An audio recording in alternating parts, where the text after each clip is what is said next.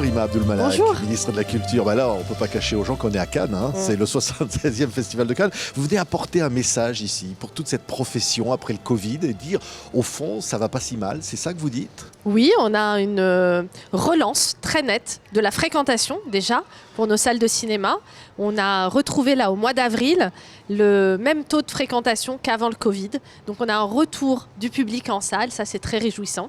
Et je suis venue aussi annoncer un nouveau plan de soutien, d'investissement qui s'appelle la Grande Fabrique de l'Image pour développer les studios de tournage, développer les studios d'animation, de jeux vidéo, d'effets visuels, de post-production et surtout développer les formations pour recruter à l'avenir plus de talents dans la filière du cinéma et de l'audiovisuel. Oui, pourquoi ? Parce qu'au fond, on se dit la France n'est pas assez équipée dans cette matière-là aujourd'hui. En studio de tournage, non. On a longtemps capitalisé sur la beauté de nos paysages, de nos villes, de nos campagnes. Mais les tournages se font de plus en plus en studio. Bien sûr, les tournages en plein air vont continuer à se développer. Mais on n'est pas assez équipé en infrastructure de studio. Les séries, par exemple, se tournent beaucoup en studio. Beaucoup de réalisateurs aujourd'hui se retrouvent à tourner en studio. Même Jacques Audiard, son prochain film va être tourné en studio. Et nos infrastructures de studio sont soit vieillissantes, soit pas suffisantes en nombre. Et ne sont pas assez répartis géographiquement sur l'ensemble du territoire.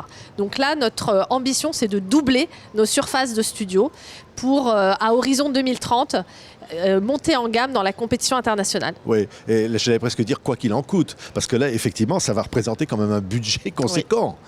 Là, on met en place un budget de 350 millions d'euros à horizon 2030, donc d'aujourd'hui à 2030, pour accompagner la filière du cinéma et de l'audiovisuel sur ces deux volets, les studios d'une part et les formations d'autre part. Oui, ici, Netflix, les plateformes ont été souvent l'objet de polémiques. Là, vous les faites contribuer cette fois-là pour la création française, mais dans ce cadre de ce plan. Ça, c'est la nouveauté des dernières années, c'est que grâce à une directive européenne que la France a portée, défendue, on a obligé les plateformes à investir dans la production française et européenne, dans la création.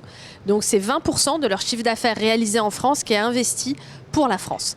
Et ça, c'est très important parce que ça change la donne, ça les fait entrer dans le financement de la création. On estime que ça peut être entre 200 et 300 millions par an d'apport à notre industrie. Mais il faut pouvoir répondre aussi à cet appel d'air en compétences, en infrastructures. Et le plan Grande Fabrique de l'Image permet de faire ça grâce à ce plan France 2030 que le président de la République avait lancé en octobre 2021. Oui, il y a parfois des inquiétudes. On a vu là une lettre ouverte de réalisateurs, Dupontel, Nakache Toledano, les frères Dardenne, qui ont dit, qui dénoncent l'intervention des industriels finalement dans leur liberté créatrice, dans le choix des génériques ou autre chose. Tout ça, disent-ils, au nom de la rentabilité. Est-ce que l'État peut faire quelque chose dans cette matière ? Là, c'est un sujet complexe parce qu'un film, c'est une aventure collective avec énormément de métiers, énormément de maillons dans la chaîne. Donc, il y a des discussions, des échanges entre le scénariste, le réalisateur, le producteur, le distributeur. C'est normal qu'à des moments,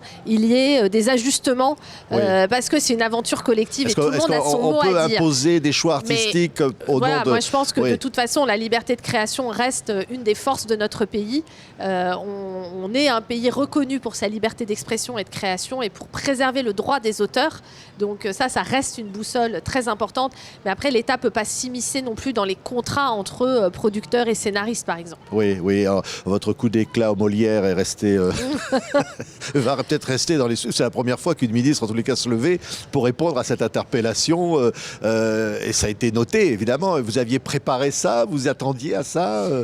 La CGT elle-même m'avait préparé puisqu'ils avaient annoncé sur Twitter quelques jours avant qu'ils allaient faire une action et me remettre un Molière du pipeau et des casseroles. Donc je m'attendais à toutes sortes d'actions de leur part. D'ailleurs, je m'attendais à d'autres choses que juste un texte lu sur scène et je m'étais préparée à différentes hypothèses. Mais quand j'ai entendu ce texte qui correspondait en grande partie à un courrier qu'ils m'avaient envoyé 3 jours avant, j'y ai retrouvé un certain nombre de fausses informations, de mensonges même, je peux dire. Ils m'ont accusé de silence sur un certain nombre de sujets sur lesquels je m'étais largement exprimée. Et je n'ai pas voulu laisser passer ça. Je voulais juste rétablir la vérité. Oui, vous diriez, là, on est dans le plus grand festival de cinéma du monde. Il n'y a pas de coupure d'électricité pour l'instant. Ça vous réjouit ça serait à craindre qu'il y ait des coupures d'électricité. C'est la menace que la CGT Énergie a faite.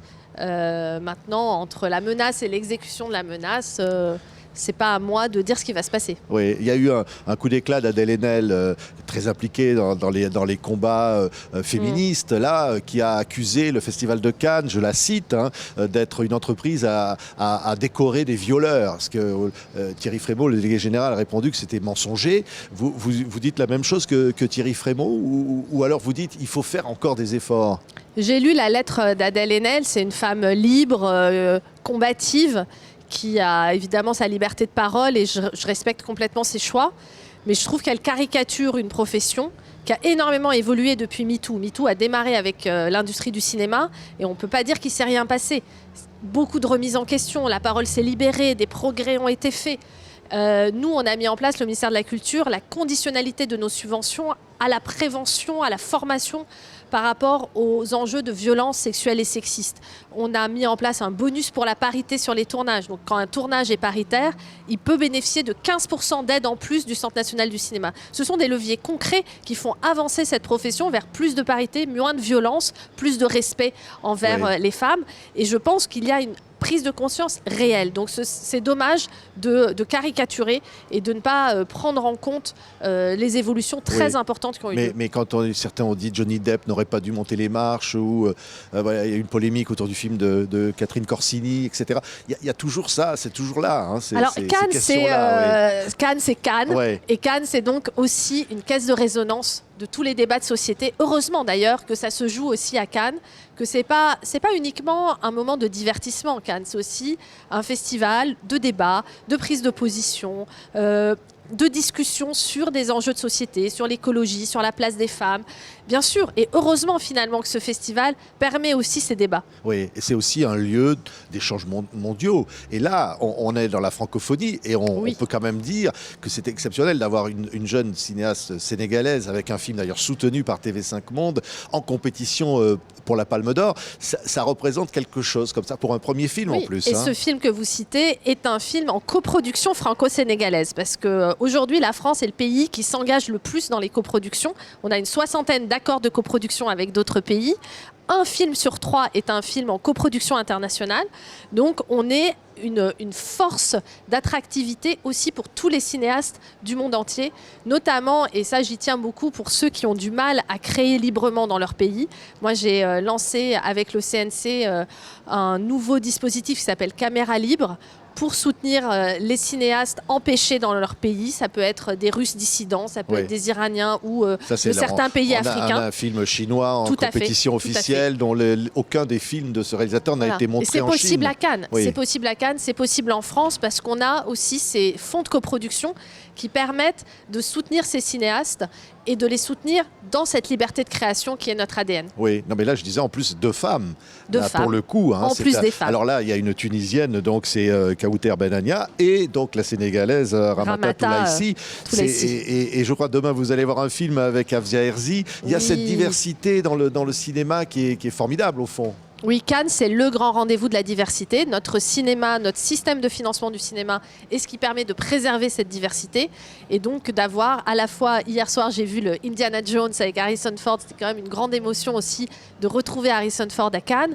Mais de pouvoir voir aussi des films d'auteur, des premiers films, des films qui nous surprennent, qui nous bouleversent. Il y a la place pour tous les cinémas et Cannes en est la vitrine à tous les niveaux. Oui, et il y a un visage sur toutes les affiches, c'est Catherine Deneuve.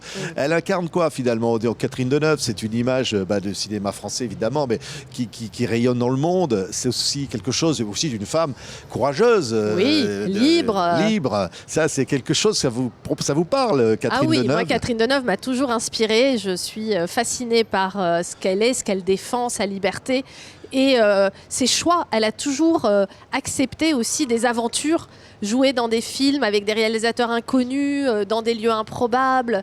Elle est curieuse de tout.